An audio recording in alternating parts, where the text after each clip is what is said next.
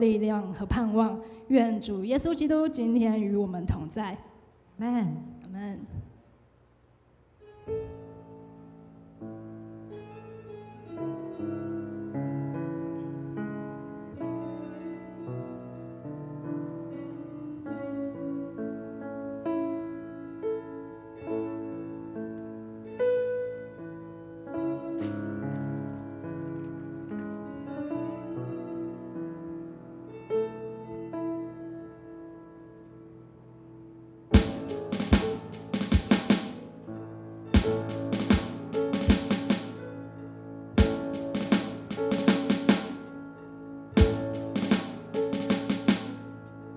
耶稣，神的爱子，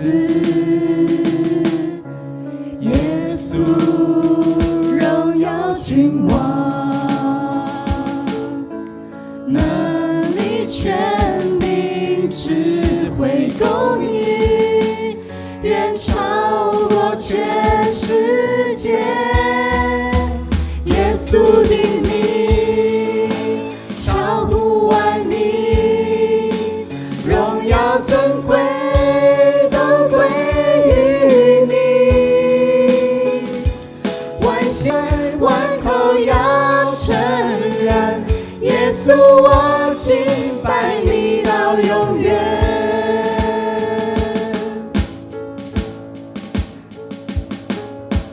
耶稣，神的爱子，耶稣，荣耀君王，万有匍匐在你脚前，世间的救赎主，耶稣的名超乎万名，荣耀尊贵都归于你，万心要跪拜，万口要承认，耶稣我敬拜你到永远。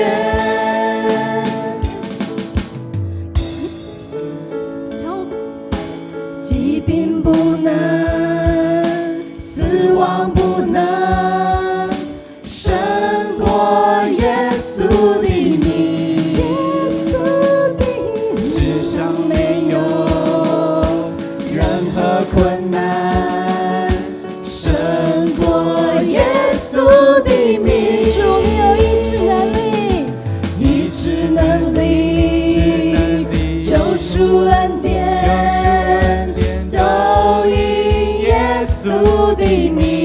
耶稣的名，因为攻破征战的神，都因耶稣的名。我们一起称颂耶稣的名超乎万名，荣耀尊贵都归于你，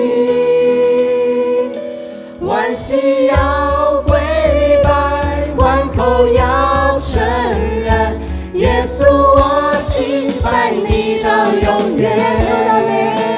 耶稣的名超乎万名，荣耀尊贵都归于你，万心要跪拜，万口要承认，耶稣我敬拜你到永远。万心要跪拜，万口要承认，耶稣我敬拜你到永远。万心要跪拜，万心要跪拜，万要承认，耶稣我敬拜你到永远。主，你的名是万民之名，你的名是值得我们称颂的，我们要称颂你的名直到永永远远。阿们。阿们。哦，耶稣。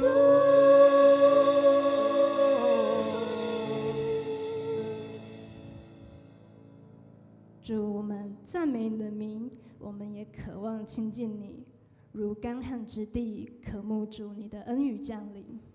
主啊，我们心切切渴慕你。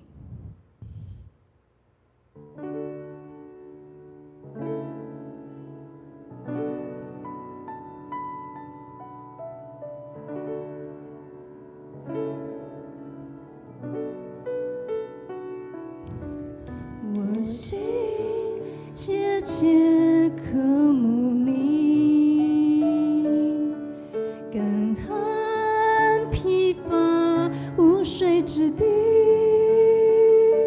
你是我一切，我心完全属于你，只愿更多与你相近。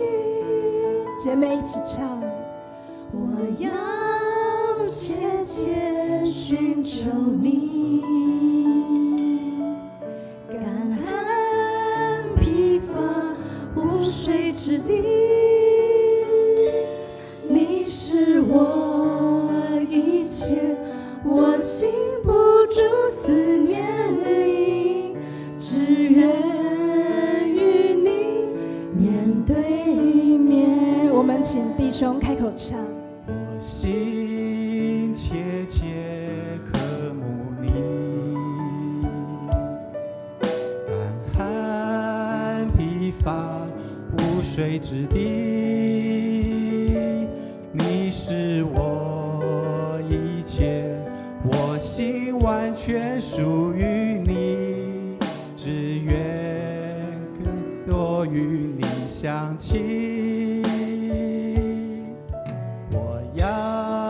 切切寻求你，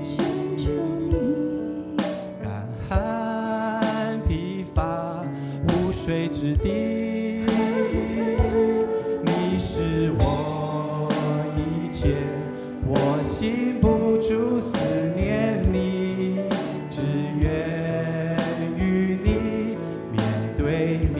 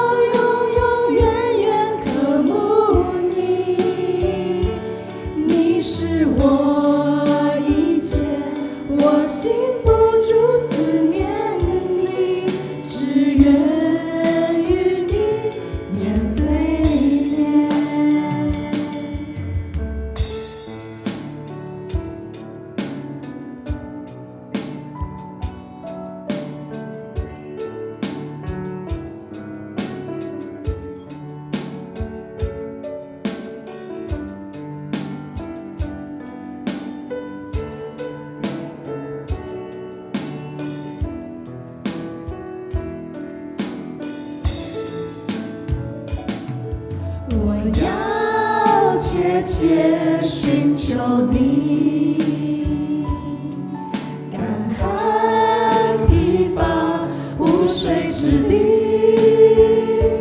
你是我一切，我心不住思念你，只愿与你面对面。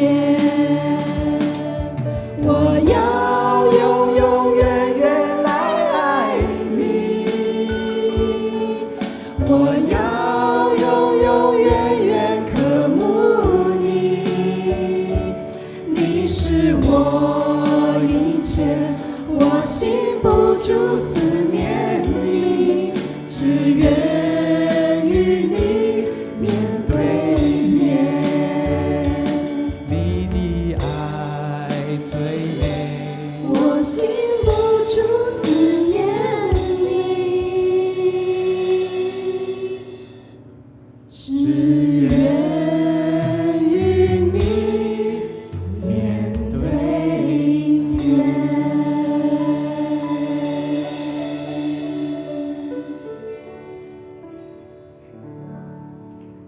诗篇第34篇第1节说：“我要时时称颂耶和华，赞美他的话必常在我们口中。当我们开口赞美，主就与我们同在，主的能力就彰显在软弱中，显得完全。”阿门，阿门，阿门。我们一起拍手。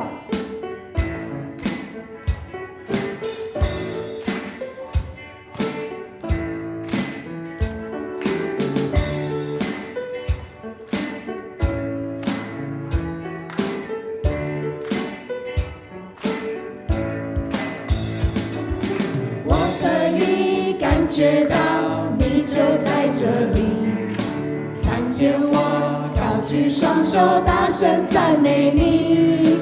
我可以呼吸到圣洁的空气，因为你宝座在这里。奇异恩典领导我，当我来赞美你，用心灵和诚实，将荣耀都归你。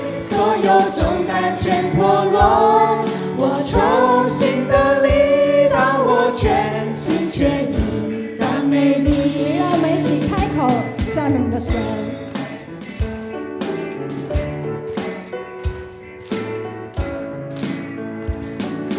我可以感觉到你就在这里，看见我高举双手，大声赞美你。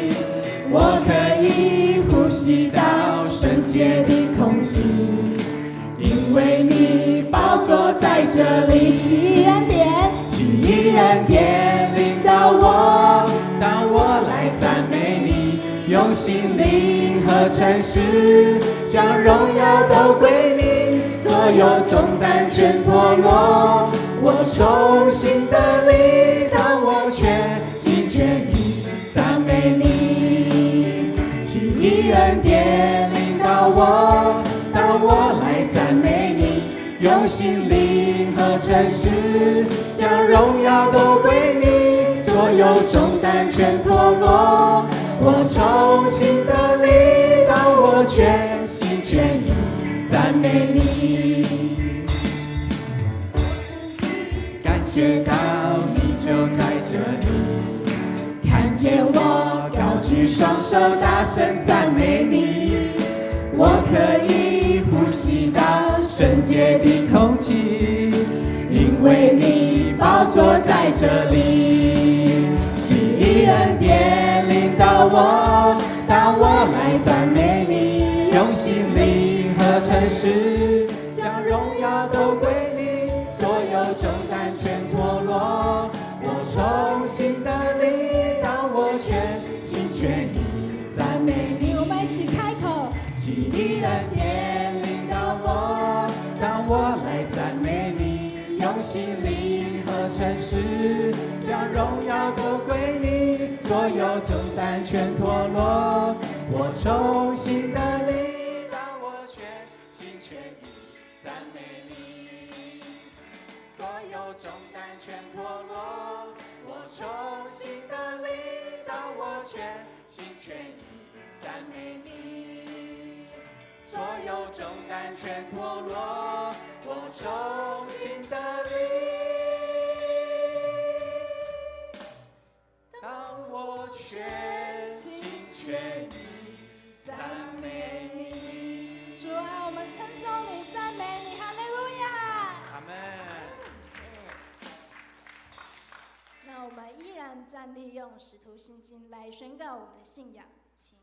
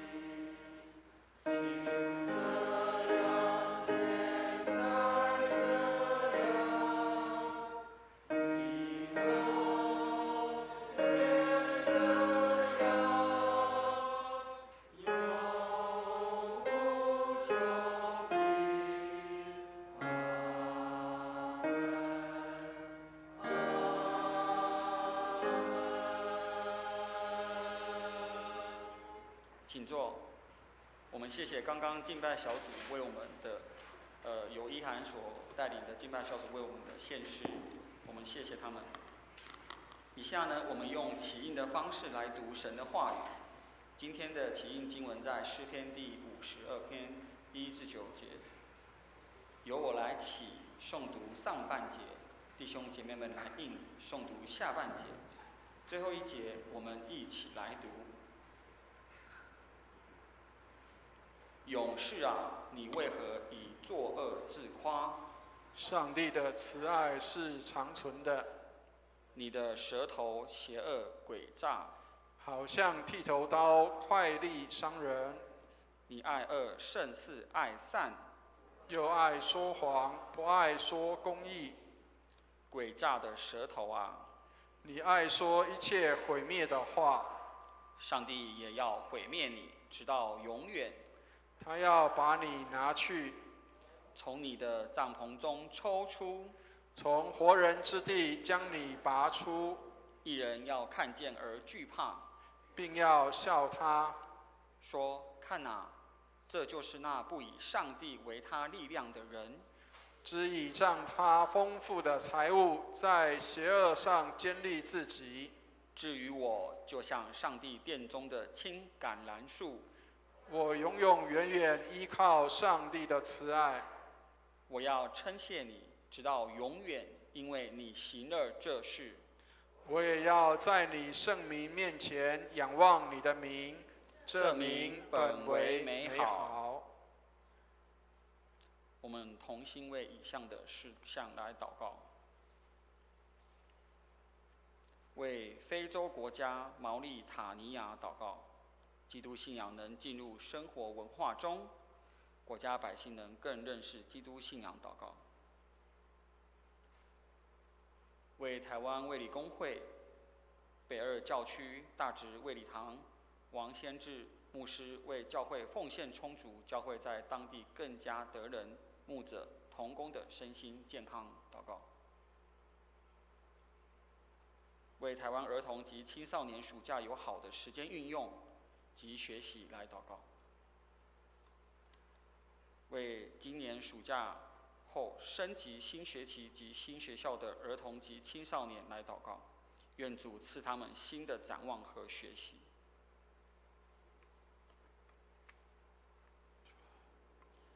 我们一同以主祷文来同声祷告，请。我们在天上的父，愿人都尊你的名为圣，愿你的国降临，愿你的旨意行在地上，如同行在天上。我们日用的饮食，今日赐给我们，免我们的债，如同我们免了人的债，不叫我们遇见试探，救我们脱离凶恶。因为国度、权柄、荣耀，全是你的，直到永远。阿们。我们一起来领受神的话。接下来，我们有请贺兆鼎弟兄来诵读本周的经课。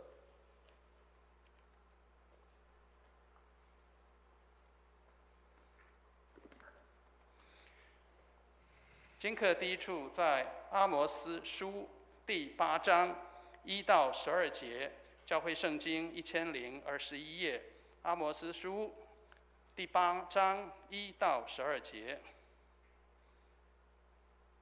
主耶和华又指示我一件事，我看见一筐夏天的果子。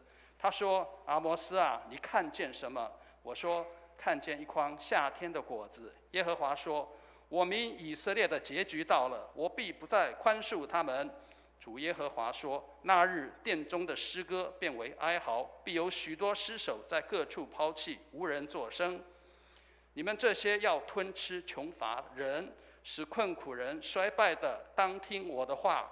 你们说：月朔几时过去，我们好卖粮；安息日几时过去，我们好摆开麦子。卖出用小升斗，收银用大等子。用诡诈的天平欺哄人，好用银子买贫寒人，用一双鞋换穷乏人，将坏了的麦子卖给人。耶和华指着雅各的荣耀起誓说：他们的一切行为，我必永远不忘，地岂不因这事震动？其上的居民不也悲哀吗？地必全向尼罗河涨起，如同埃及河涌上落下。主耶和华说：到那日，我必使日头的午间落下，使地在白昼黑暗。我必使你们的节期变为悲哀，歌曲变为哀歌。众人腰束麻布，头上光秃，使这悲哀如丧独生子，至终如痛苦的日子一样。主耶和华说：日子将到，我必命饥荒降在地上，人饥饿非因无饼，干渴非因无水，乃因不听耶和华的话。他们必漂流，从这海到那海，从北边到东边，往来奔跑，寻求耶和华的话，却寻不着。经课第二处在哥罗西书第1章15到28节，教会圣经新约220页。哥罗西书第1章15节到28节。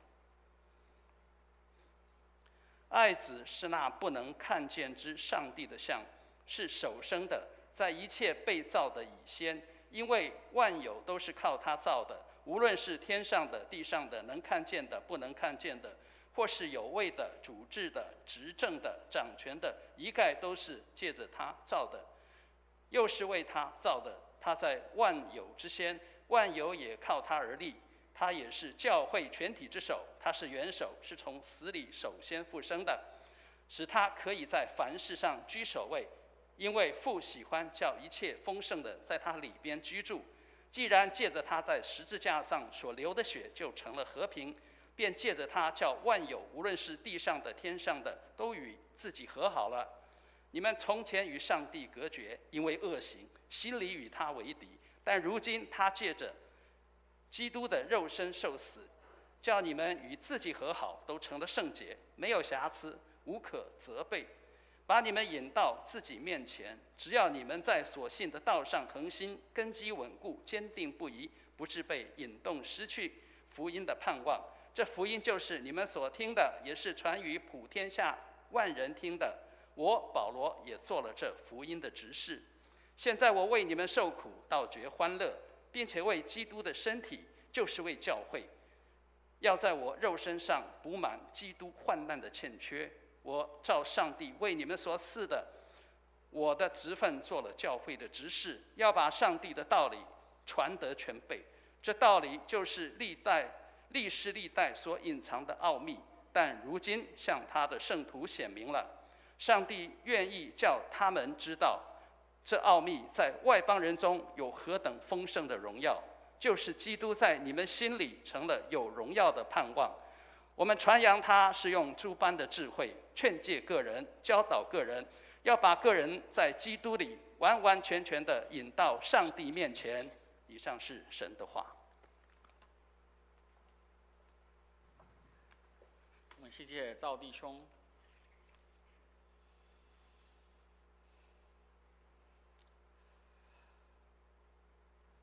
今天的正道经文在路加福音第10章第38节至42节。路加福音第10章第38至42节，由我来为各位攻读。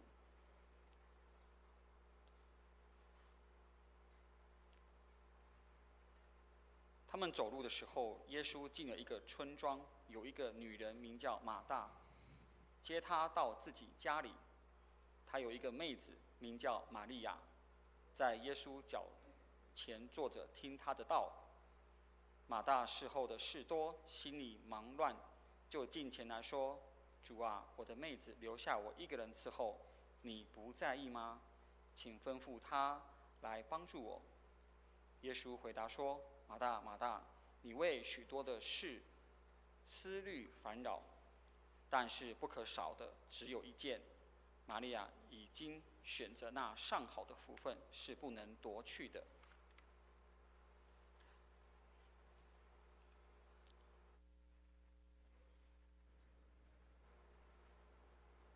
我们有请诗班献诗。今天的献诗曲目是《我知谁掌管着明天》。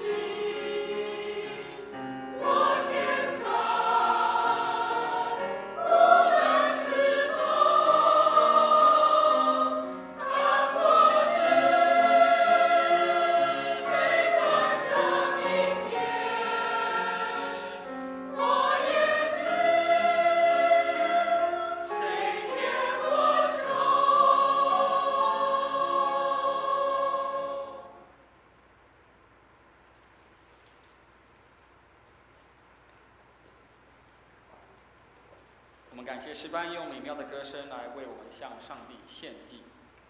以下时间，我们交由潘辉珍传道来为我们正道传讲神的话语。今天的正道主题为从服事到福分。各位弟兄姐妹平安。你服事主有多久了吗？我来调查一下。有服事5年的，请举手。5年哦，已经服事5年的都没有，所以大家都是刚服事。有没有？20年的，已经有服事20年的，有没有？我自己就有啦，有，我看到淑清姐了。对，好，其实还有可能30年、40年。那这些弟兄姐妹，感谢主，就是为主服事是有福的。但服事的当中，你是否有领受到上帝所赐的福分吗？如果你在服事当中没有领受到上帝所赐的福分，或者是只有一点点、一些些，那有想过是为什么吗？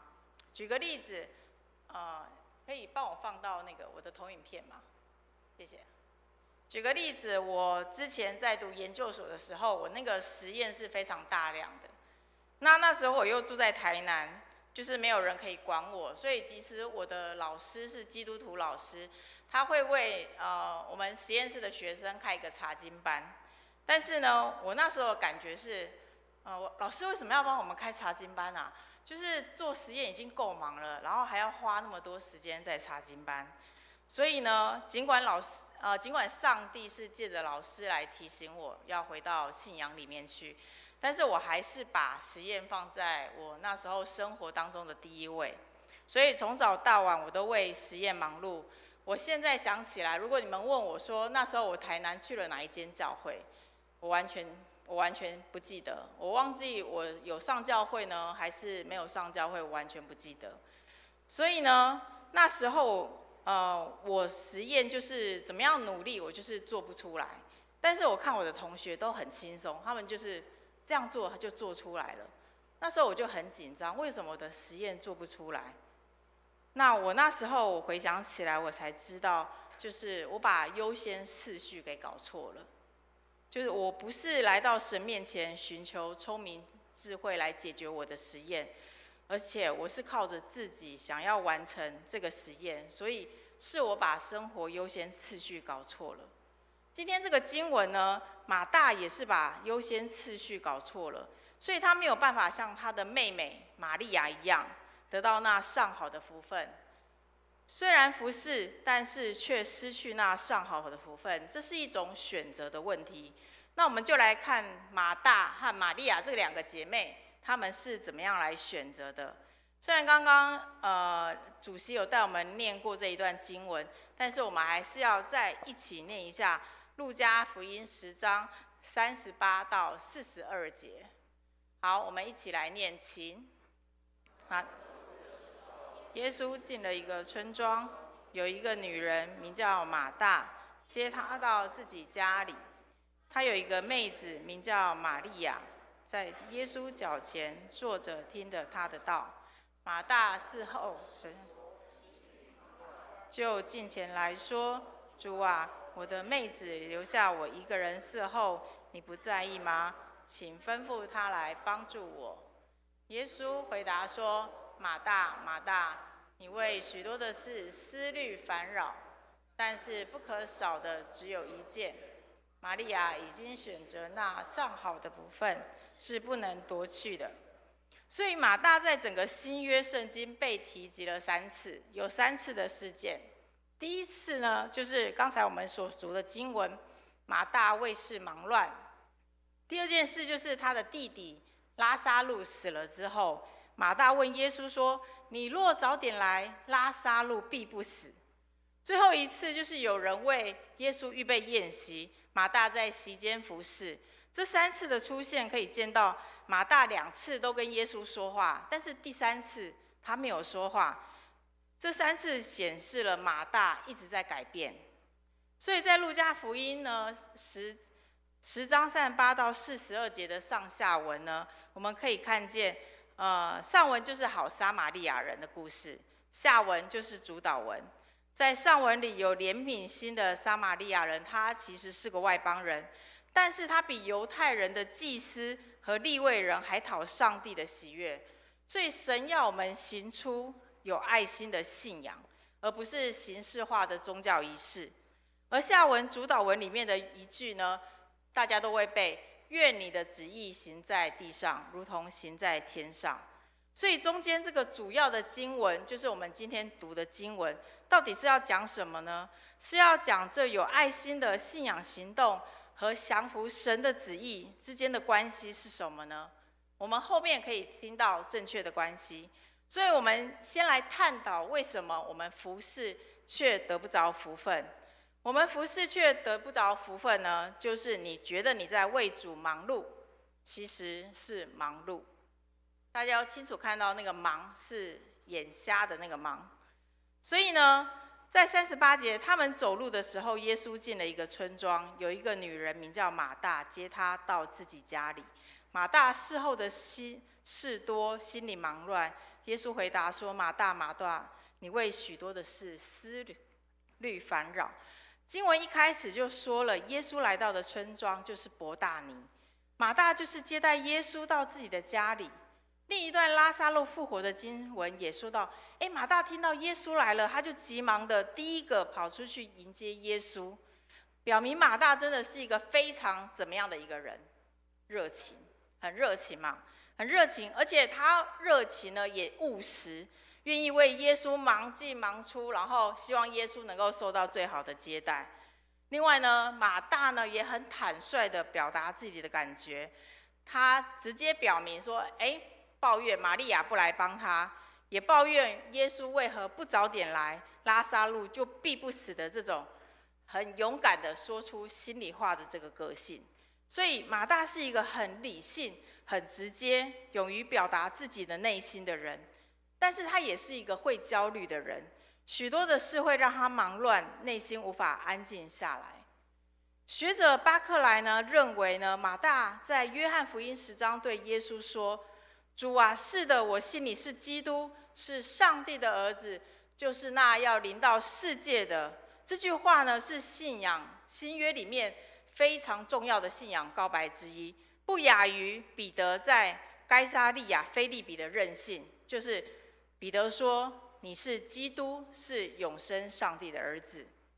所以你可以看到马大他的信仰很清楚，有属灵的洞察力。另外有解经家指出，马大既有信心，也有疑惑，体现在他和耶稣的对话当中。他说什么呢？我知道在末日复活的时候，他会复活，我也信你是基督，是上帝的儿子。但主啊，若你早在这里，我弟弟就不会死了。说明马大处于信仰和现实之间的那个拉扯，知道吗？是带着挣扎成长的信徒。在我们当中，是不是有人像马大一样的个性？热情、务实、坦率、理性，在信仰当中也带些挣扎和焦虑。其实我觉得马大的个性真的很不错，因为如果教会多一些愿意摆上自己为主服侍的人，对教会是非常非常大的福气。但从这段经文来看，马大侍候耶稣，因为事多，导致他自己的心里是忙乱的。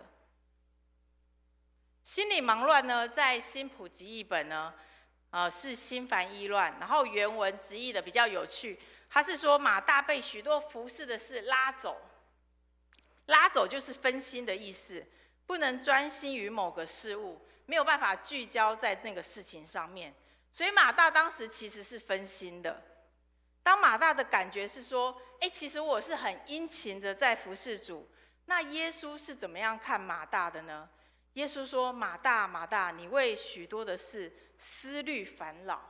耶稣说马大是思虑烦扰，所以思虑烦扰呢，在其他中文译本，在新普及译本是操心忙乱，在现代中文译本是操心烦恼，但是在原文呢，有关心及烦躁不安的意思。所以圣经说马大说分心了，他没有办法专注于某些事情上面。而圣经说，耶稣觉得马大太过于关心这些许多的琐事，所以烦躁不安。所以马大在服侍主吗？你们觉得马大在服侍主吗？有人点头，有人摇头。对哦，中间有可能有在服侍主，可能没有在服侍主。可是没有错，马大在服侍主，但是他在用自己的方式来服侍主，然后用自己认为正确的方式来服侍主。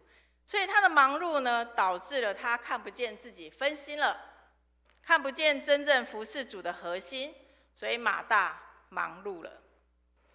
我之前在某个教会聚会啊，只要聚会后都有爱宴。当时爱宴是由教会的妈妈们所组成的，所以前几次什么预备爱宴都没有问题。但是有一天，这些妈妈们就跟牧师说：“牧师啊，我不能来参加主日敬拜了。”然后牧师说：“为什么呢？因为我们还要洗菜啊、煮菜、切菜啊、煮菜啊，还要煮饭啊，所以我们没有时间来参加那个主日崇拜。”听起来很合理，对不对？但是顺序颠倒了。曾经有几次呢，还有因为其中某位妈妈做的饭菜不合他们的口味，然后就起了口角。我自己心里是觉得还蛮傻眼的。所以呢，就是这个完全是忽略办爱宴真正的意义。加上因为主饭不愿意参加主日敬拜，所以牧师和执事会立刻决定，就是把爱宴包给厂商，就说我们把爱宴包给厂商了，所以你们全部都要来参加主日崇拜。所以其实我们可以思想一个问题：到底是服事重要，还是敬拜神重要？我们可以来思想这个问题。再来，我们服事却得不着福分呢，是因为神希望你注意的焦点是正确的。神希望你注意的焦点是正确的。所以呢，40节就说：“就近前来说，主啊，我的妹子留下我一个人伺候，你不在意吗？请吩咐他来帮助我。”这段经文呢，我们看见2个面向。第一个，马大看玛利亚没事做，就是马大看玛利亚闲没事做，然后都好像都没有在做事。所以呢，马大有那么多的事要处理，玛利亚却一件事都没有。那玛利亚就没有在服侍耶稣了，因为看不到他做任何的事是跟服侍耶稣有关的。但是你们觉得玛利亚有没有在服侍？有，对。但是玛利亚真的如马大所想的没有服侍耶稣吗？我们可以看到另外2处经文，看玛利亚到底在干嘛。我们第一处的经文是在约翰福音11章31到35。我们这个请弟兄来念，请。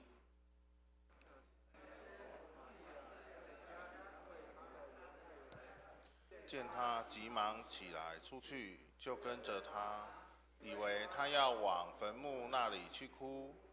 玛利亚到了耶稣那里，看见他，就匍匐在他脚前，说：“主啊，你若早在这里，我弟兄必不死。”耶稣看见他哭，并看见与他同来的犹太人也哭，就心里悲叹，又甚忧愁，便说：“你们把他安放在哪里？”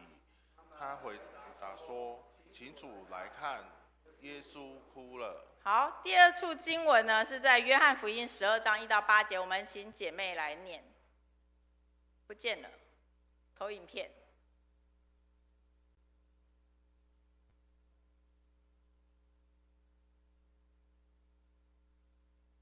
可能都会有一些突发的状况，所以请大家耐心的等待。然后那个音控人员他们应该现在也很紧张。好，出来了。好，我们一起来，那个不是一起来哦，是姐妹来哦。姐妹来读12章的1到8节，请。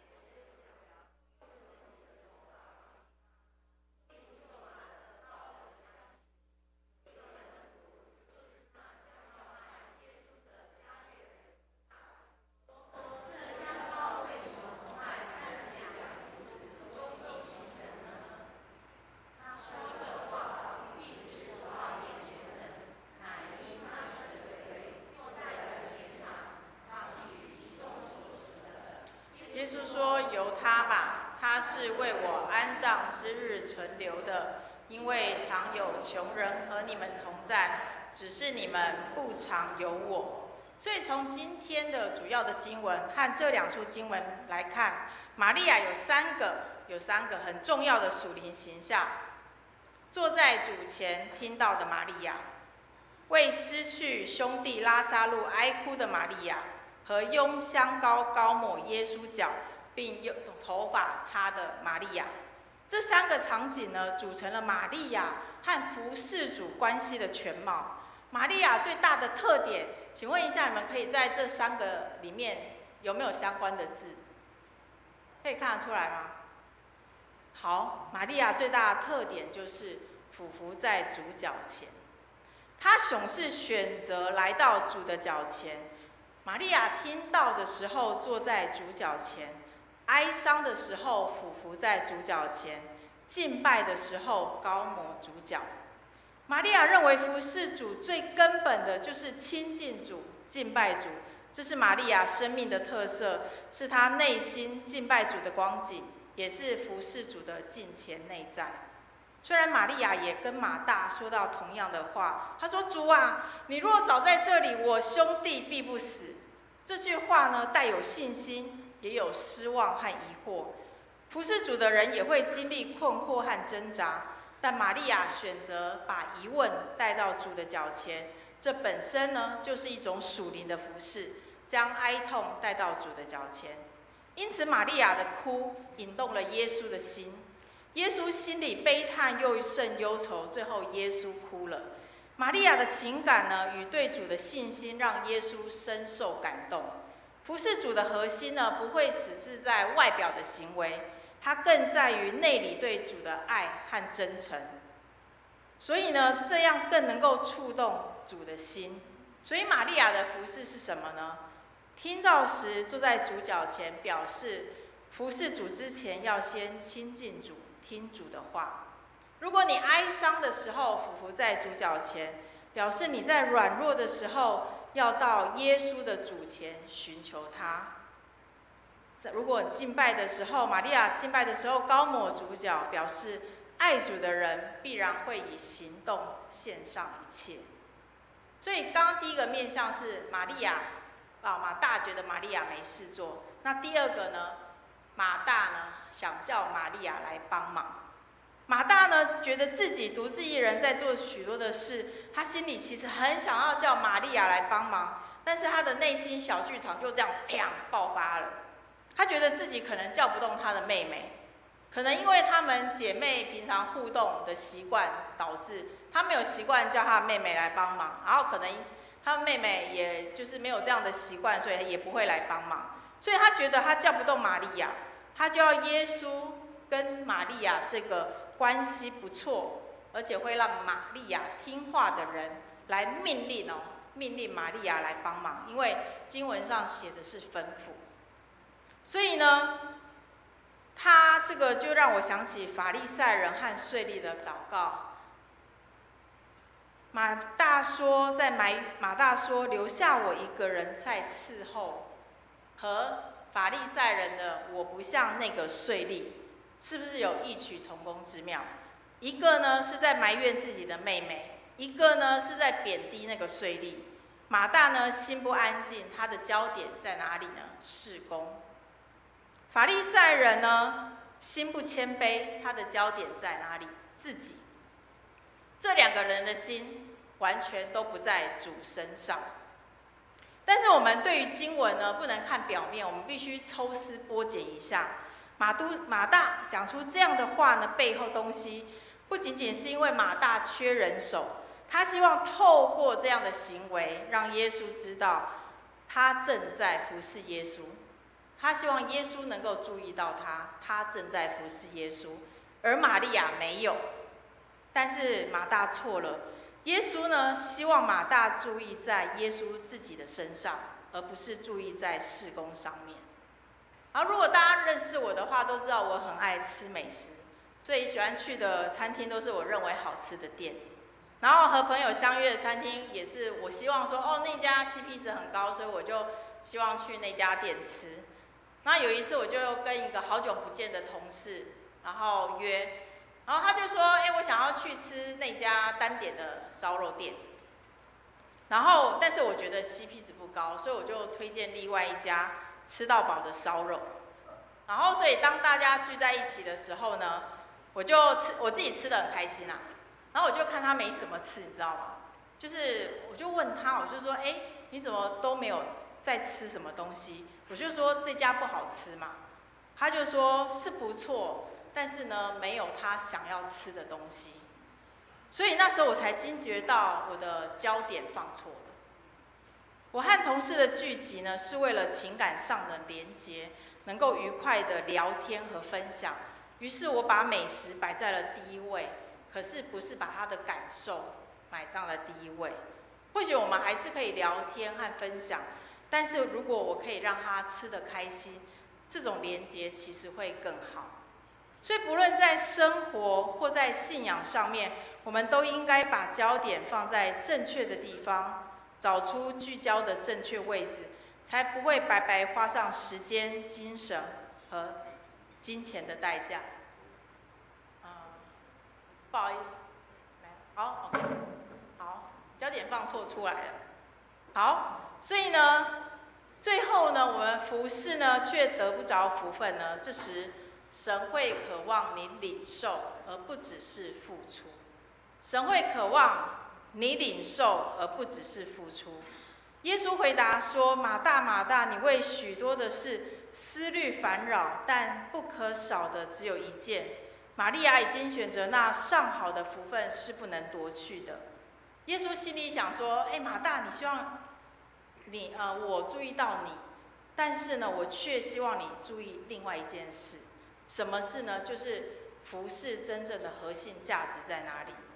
之前我参加一个某教会办的儿童欢乐营，那周六的下午都要举行，然后整个下午，然后一期为期3个月。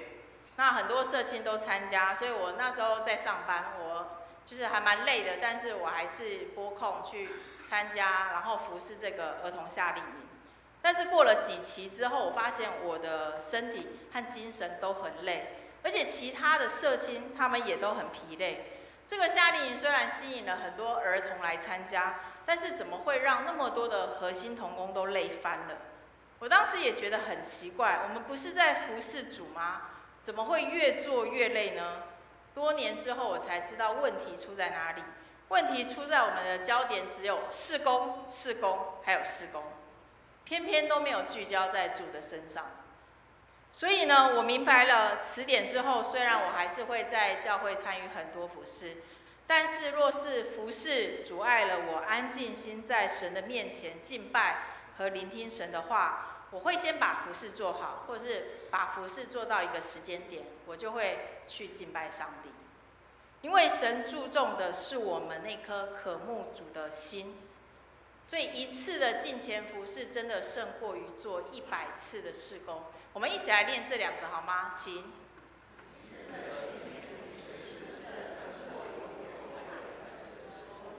一次的默想神的话语，也真的胜过许多次只是看过去的读经。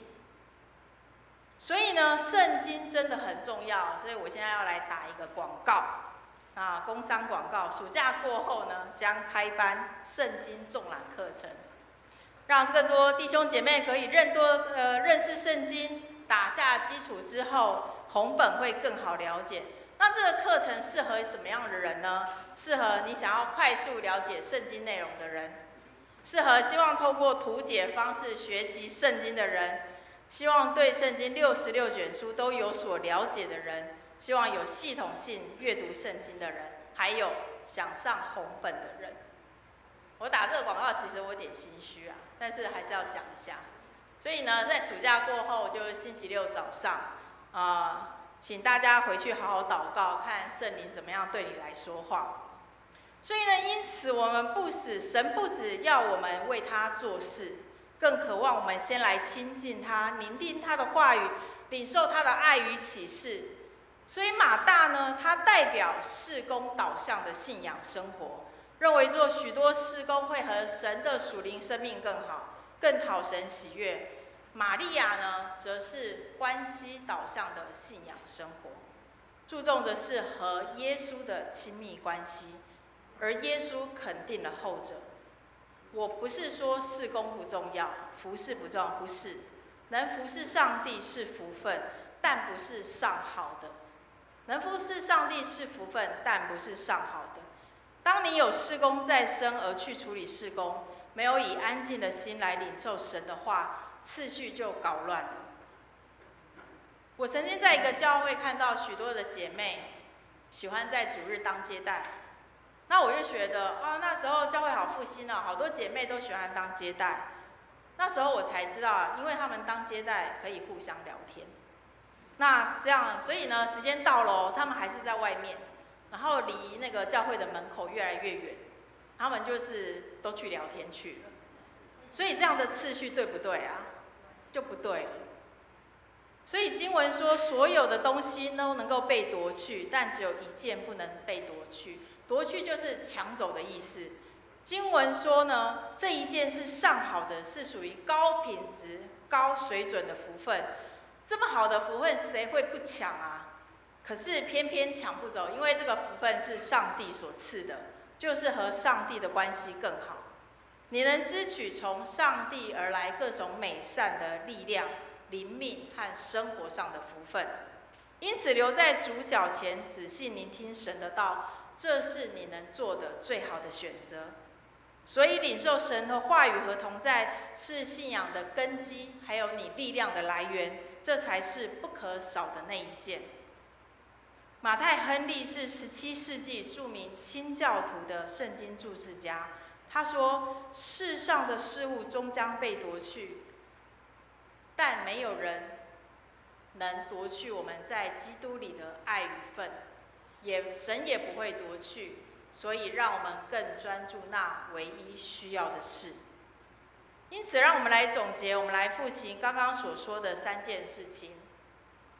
我前面讲说，我们服事却不得到福分，然后你们就念后面那个1、2、3，这样好吗？我们服事却得不着福分，请。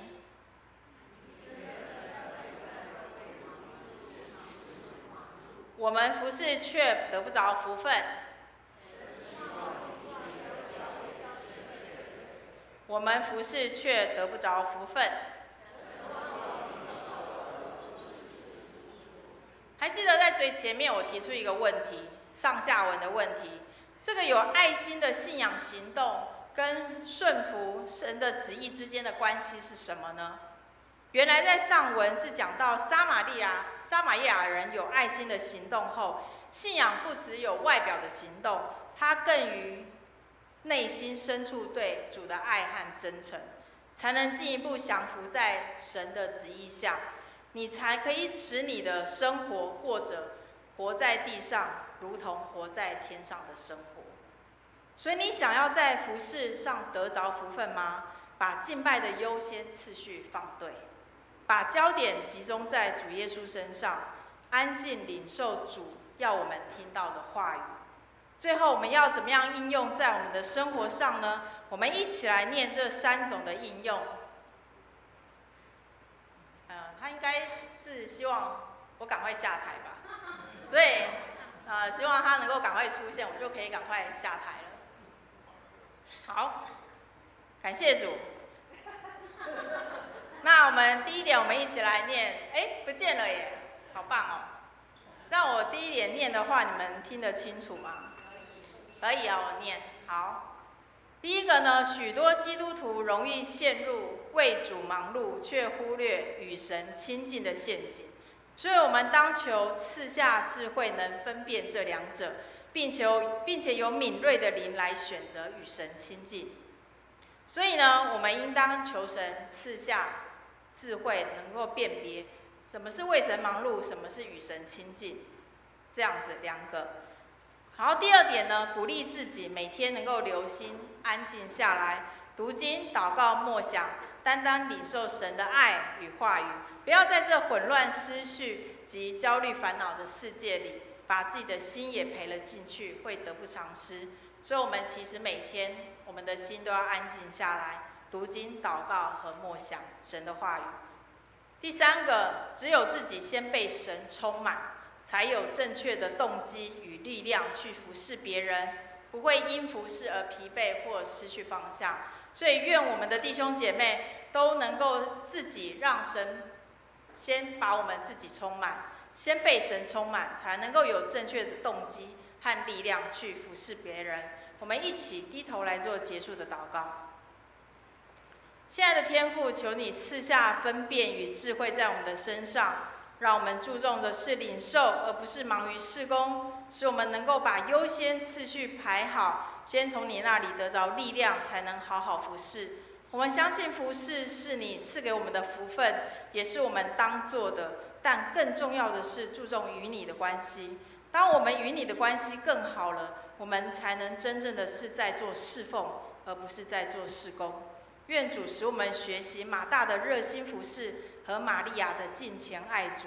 求你聆听我们的祷告，这样感谢祷告是奉我主耶稣基督的名求，阿们。我们谢谢安传道，让我们了解到生活事工而不能流于形式，而心要定睛在神身上这个顺序。那如果你的心定睛在神身上，这个顺序自然就正确了，那你的生活就会很顺。感谢主。会众们请起立，我们以回应诗歌来赞美敬拜神对我们的爱。我们一起来唱如鹿切慕溪水，我们来唱3回。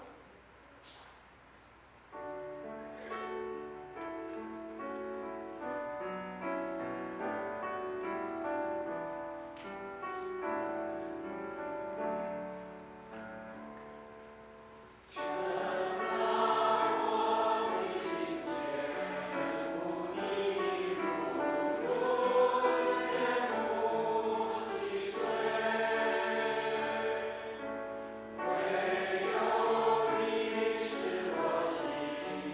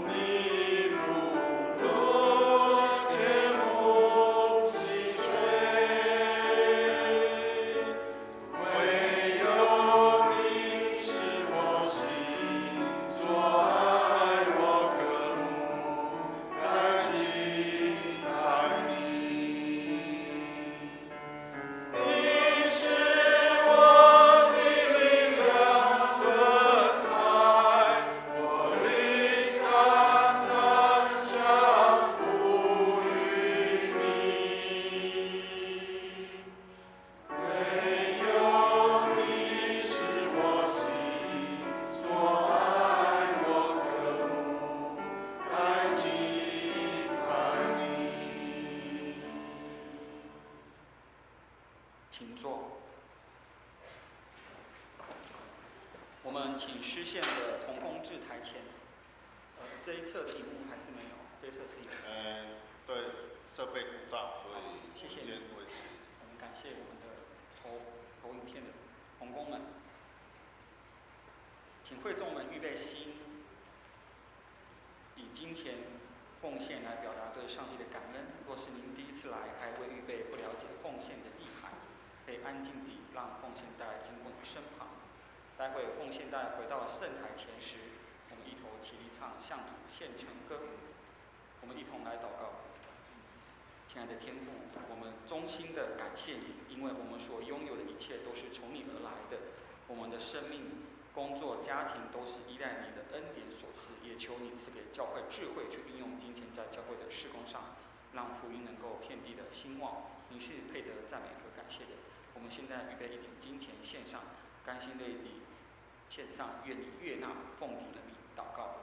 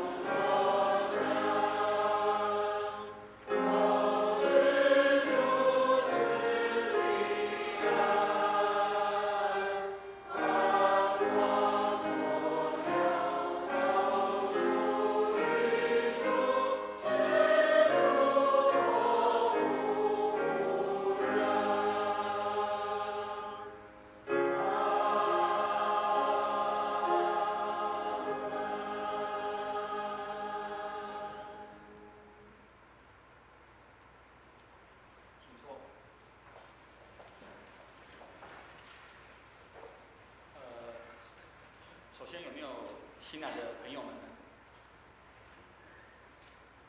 好，我们一起来唱《我们成为一家人》。我们唱第二遍的时候呢，弟兄姐妹们可以起立来，互相拱手不握手来问安，请。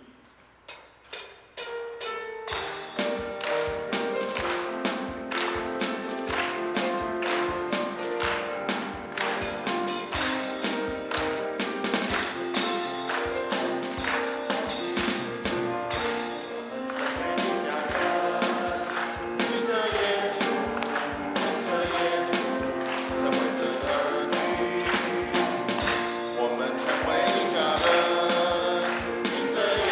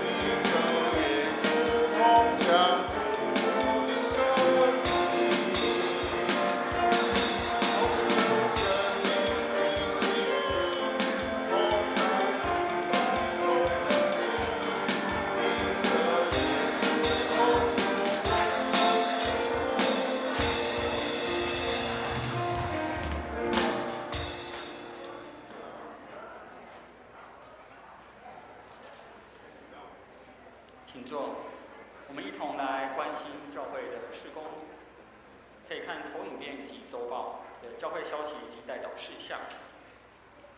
我们一同也让下周服事的同工们能够预备心来准备。我们欢迎第一次来到本堂参加主日崇拜的弟兄姐妹们，愿上帝祝福你，一次欢迎，永远欢迎。本周主日7月20号，也就是今天的华语堂呢，我们感谢潘慧珍传道正道，请弟兄姐妹们预备心，同心崇拜。慧珍传道主要服事本堂儿少牧区，请为潘传道服事与家庭和教会的儿少牧区关心祷告。下周主日由花莲丰田长老教会周家庆牧师至本堂台语及华语堂募款讲道。周家庆牧师在花莲丰田有很好的社区服事，教会做社区及客服事工有很大的影响，请为募款主日关心祷告奉献。为帮助弟兄姐妹们了解招待服事与司献同工主日服事的美善，今天7月20号主日崇拜后，也就是待会结束之后，于3楼的主堂举行接待与司献之美研习会。我们欢迎服事同工与想要了解如何服事的弟兄姐妹们留步来参加。下一周，也就是7月27号的主日后，请提名委员至201 2楼教室开会，请提名同工留步参加。全国姐妹会夏令营将于8月15号至8月16号，礼拜5、礼拜6斗六3好饭店举行。本堂共有11位姐妹参加，请为参加者有美好的联谊及平安来祷告。卫理神学院新学期推广教育课程基督徒的讲传讲艺术开始受理报名，老师为蔡慧秋老师。上课时间为9月19日，每一周的礼拜5晚上7点至9点，详情可以看布告栏以及洽办公室。那本堂仅限实体上课，欢迎各小组长踊跃参加。为教会的复兴守望祷告，邀弟兄姐妹实体参加礼拜4晚上7点半的查经祷告会，每一周为教会的各项事工关心祷告。7月份的执事会议记录以及6月份的收支表以及张贴在公布栏上，弟兄姐妹们可以为此关心祷告。114年秋季致富艺人学院招生简章已经出炉了，即日即可以开始报名，欢迎弟兄姐妹们协助发送简章在自己的社区中，让艺人的活动能够被广传。有更多的简章需求，可以到1楼的招待桌去拿取，就是一进来门那里可以拿得到。我们请牧师来为我们补充。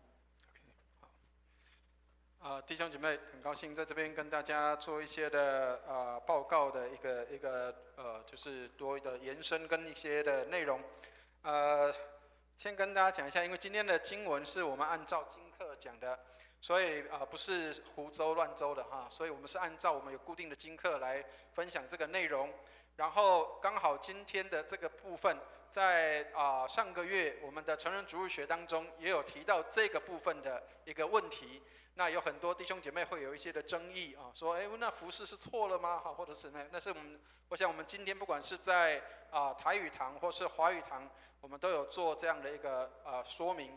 我们的优先次序是要先做这样的一个改变啊，不是以工作优先，而是我们跟上帝的关系是优先的啊。所以有很多东西其实次序倒过来才是对的，不见得是我们以往认为的那样啊。所以请大家在今天的领受当中能够有这样的一个领受。那我们在服事上面也把我们的优先次序能够来安排跟做好。好，所以我们等一下在结束我们的崇拜之后，我们会有一个司献跟招待的一个研习。那这个研习不是要给大家重担而是要教大家怎么实做。好，所以我们当中有很多的同工，有很多的弟兄姐妹，也许你有担任招待或是司献的工作，那我们怎么样让我们的事工服事的更好？那个更好不是只有在就是做得更好而已，而是让我们是用什么样的心态跟态度来服侍这一项的事工。所以我们请各位可以等一下可以留步，但是不是只有服侍同工，我们期待你有愿意乐意学习事工、乐意学习服侍的这些的我们的弟兄姐妹都可以留步来参加。好，那另外一个部分就是我们的这个蔡慧秋老师在神学院的这个推广教育里面要讲这个基督徒的传讲艺术。那这是一个基督徒的说话课所以就是教我们怎么样在小组里面如何带领，如何用比较好的方式，用好的这样的言语或是好的引导来引导我们的这个小组，或者是引导我们的会众来听上帝的话。好，所以有很多小组长跟牧师讲说我不知道怎么去分享经文，或是不知道怎么样去讲经文的内容，那这是一个最好的时间。所以请弟兄姐妹，请我们的小组长，如果你希望能够在小组里面有更好的分享，那欢迎你能够来填这个报名表，来加入这个课程。那只有10个名额，所以现在已经有一半都已经被订走了只剩下5个，所以请如果愿意能够来学习这个课程的弟兄姐妹，请尽快的能够来报名。好，那下周的这个主日的话，我们是周家庆牧师会来这边做一个募款的一个这个分享跟证道。那我们今年有去到花莲的这个弟兄姐妹的话，应该会有参加跟看到他的教会里面的事工。那我们卫理会也在8月1号要开启我们的布道所，在花莲的布道所。那所以我们期待上帝帮助，让我们能够看到在花东地区的事工能够有这样的一个扩展，特别它是在乡下地方，不是在市区所以请弟兄姐妹，我们能够来关心这个事工，然后为他们祷告，那也为我们自己卫理会，我们即将要在花莲这个花莲市里面要开拓一个新的点来祷告，求主来带领。那我们的新的传道姓萧叫萧道成传道，那请为这个萧道成传道能够勇敢的到花莲去开拓来祷告。以上，谢谢。我们谢谢牧师，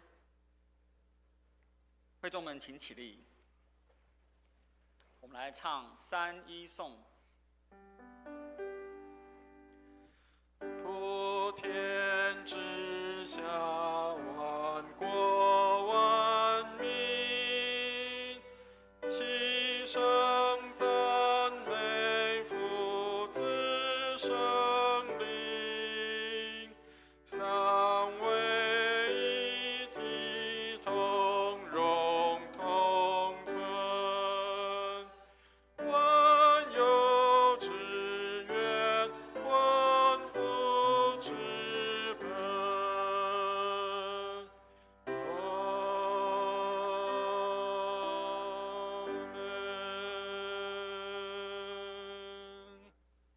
我们请陈牧师为我们祝福。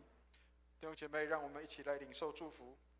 慈悲爱我们的天父，感谢你这样的拣选我们，使我们能够来侍奉你，让我们能够先与你有建立美好的关系，也让我们在服事上能够真的回应你对我们的恩典。愿你施恩来看顾，祝福我们每个弟兄姐妹，我们的工作、家庭生活都蒙恩。愿我主耶稣基督的恩惠、天父上帝的慈爱、圣灵的感动与交通，常与我们众人同在，从今时直到永永远远。阿们。阿们颂。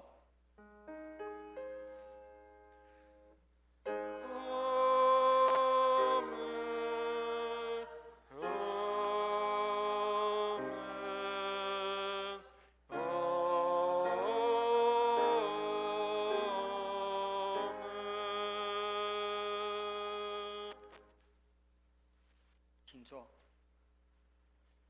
殿乐，请会众们在殿乐中默祷，为我们的今日报告事项、肢体消息来祷告。